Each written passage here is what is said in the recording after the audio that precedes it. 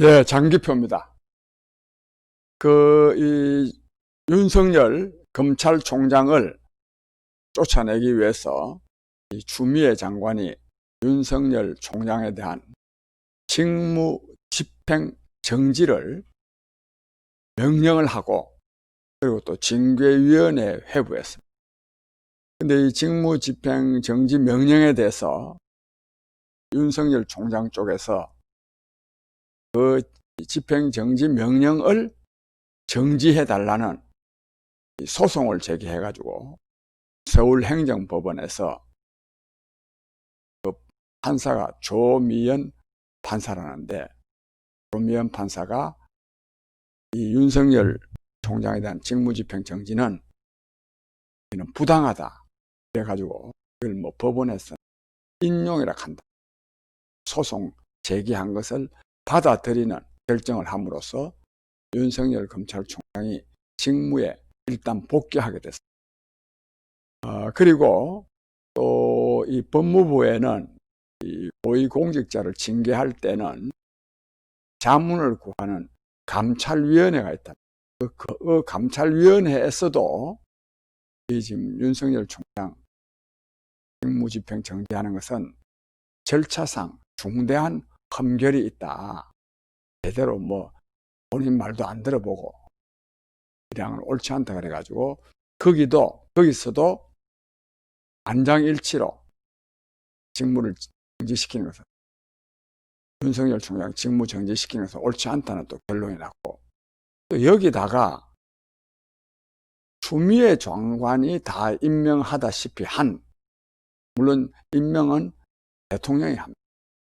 그러나 이 추미애 장관의 뜻을 받아서, 물론 문재인 대통령의 뜻이죠.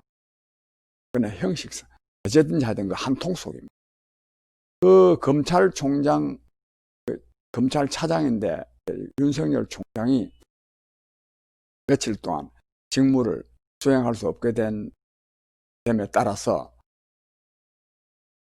검찰총장 직무대행을 맡았던 조남관 직무대행도 추미애 장관에게 윤석열 총장, 말하자면 직무집행 정지시키는 것은 옳지 않다, 이렇게 또 건의도 하고, 심지어는 오늘 본래 열리기로 되어 있던 징계위원회의 위원장을 맡게 된 고영기 법무부 차관이 사표를 내버렸습니다. 여기 윤석열 총장에 대한 추미애 장관의 말하자면 직무 집행 정지, 그리고 또 징계위원회 해부, 이는 옳지 않다 그러죠. 그걸 안 받아들여지니까 사표를 내버려가지고 오늘 지금 징계위원회도 열지 못하게 생겼어요. 거기다가 또 이미 다 알고 계신 바와 같이 59개 전 검찰청 검사들이 이건 위법 부당하다는 입장을 밝히고, 6개의 고등검사장 전부 답니다. 그러니까 이 추미애 장관하고 한통속인 이성윤 서울지검장과 서울지검에 있는 차장검사 4사람, 그다음에 동부지청장, 남부지청장, 요 한 대여섯 명 정도, 이 신문에 언론에 의하면은 95%라는데 제가 볼 때는 거의 전부가 다 지금 반기를 들고 있습니다. 국민 여러분, 문재인 정권이 저렇게나 설치는데도 특히 어용 언론들, 또 대깨문들 동원해가지고 엄청난 이 공포 분위기를 조성하고 있음에도 불구하고 법원에서도, 전 검찰에서도, 또 이 정권이 임명한 법무부 차관, 또 이 검찰청, 대검찰청 차장검사, 이런 사람들까지도 다 반기를 듭니다. 저는 여기에서 굉장한 희망을 느낍니다. 대한민국이 망하지는 않겠구나. 정말 문재인 정권 하는 것 보면 딱 나라 망하게 생겼는데 그래도 망하지는 않겠구나. 더욱이 이 추미애 장관은 지금 검사와 판사들을 이간질을 지기 위해서 실제로는 판사 사찰한 것도 아닌데 당연히 그 판사가 어떤 성향의 사람인지는 알아보는 거 아니겠습니까? 그런 거 다 언론에 보도된 거를 좀 취합한 거를 두고 판사 사찰을 했다 그래가지고 그것도 지금 6개 항목 중에 들어있습니다. 이처럼 이 판사들이 좀 기분 나쁠 수 있도록 추미애 장관이 했음에도 불구하고 판사들이 여기에 농락당하지 아니하고 오히려 윤석열 총장의 직무정지 명령을 그걸 정지해달라는 것을 받아들였습니다. 이런 판사들에 대해서는 정말 박수를 한번 보낼 만합니다.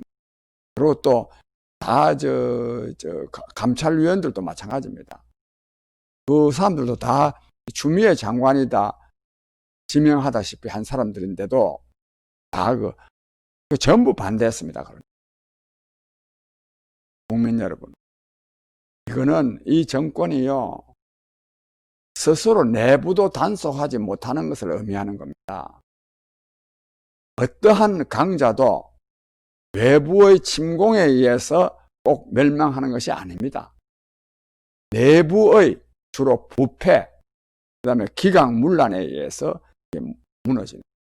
로마도 그랬고 고구려도 그랬지 않습니까? 고구려도.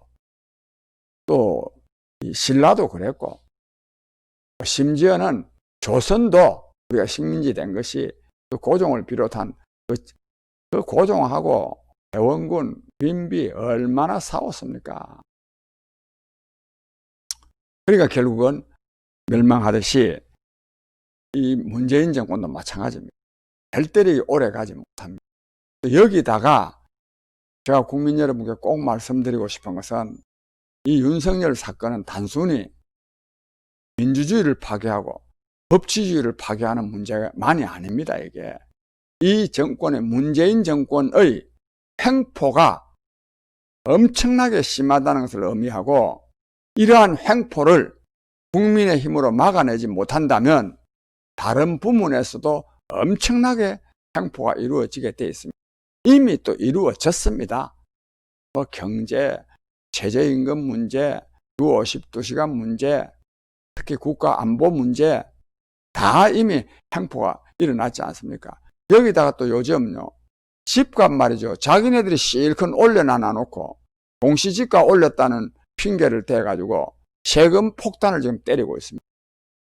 이런 거 다 말하면 이 검찰총장에 대한 부당한 이 해임을 막아내지 못한다면 이 정권은 진짜 국민을 우습게 보고 세금 폭탄 얼마인지 더 강하게 때릴 수가 있습니다.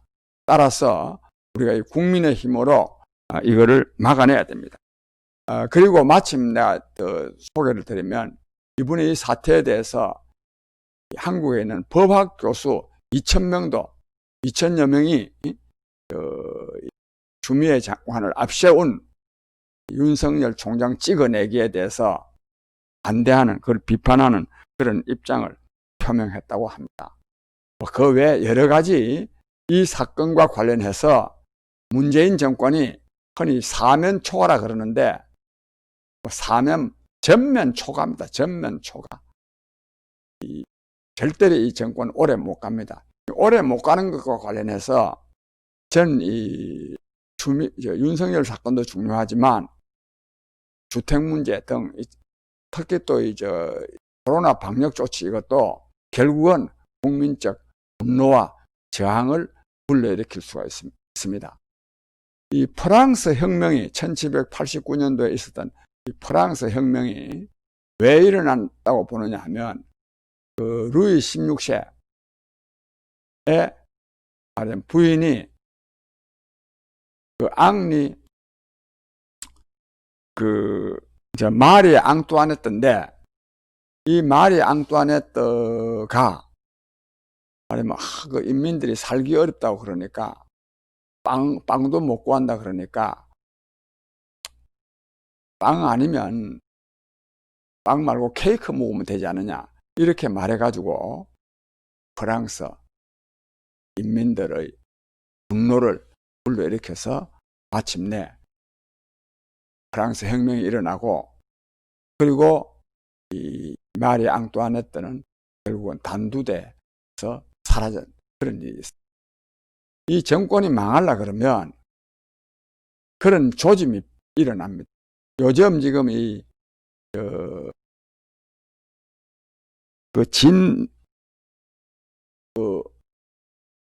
지금 국토부 국회 정무위원회 위원장 진누죠. 그 진누가 왜 굳이 아파트 살라 그러느냐? 임대주택에 살아도 얼마인지 잘 살 수 있는데, 이런 말을 했다 그래가지고 말이 진투아네트라는 별명을 얻었는데, 이런 일들. 그 다음에 또 국토부 장관 김현미 씨가 내가 만약에 빵 찍어내듯이 찍어낼 수 있다면 얼마인지 찍어내겠다. 불과 얼마 전에는 아파트 공급 충분히 하겠다 해놔놓고 빵 찍어내듯이 한다면 얼마인지 찍어내겠다. 이 말은 이제 공급할 수 없다 이 말 아닙니까? 그래가지고 또 이 말이 빵뚜아네트라는 말도 유행하고 있다는데, 여기 하나 더 보태면 말이 추투아네트입니다. 이 추미애 장관이 결국은 문재인 정권을 끝장내는데 상당한 역할을 하게 될 것 같습니다. 물론 이는 추미애 장관이 하는 게 아니죠.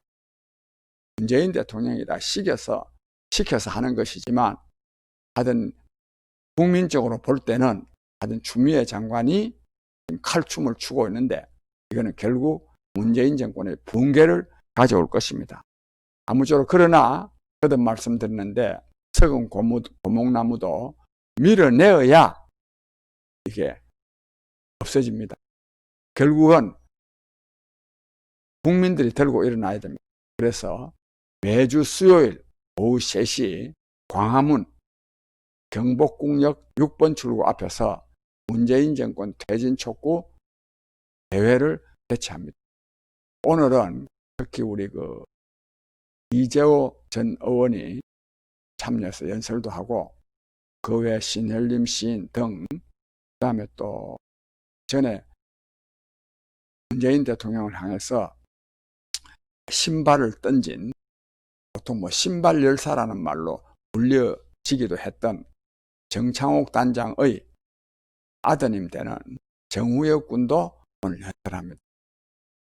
아무쪼록 수요 집회에 좀 많은 관심, 성원도 보내주시고 나와도 주시기 바랍니다. 지금은 이 집회가 소규모로 진행되고 있지만 앞으로 100만 명 이상 모여야 됩니다. 그래야 이 정권을 진짜 쫓아낼 수가 있습니다. 그럴 수 있도록 저희들이 다양한 준비를 하고 있다는 말씀을 드립니다. 내일 또 말씀드리기로 하고 오늘 여기서 마치겠습니다. 감사합니다.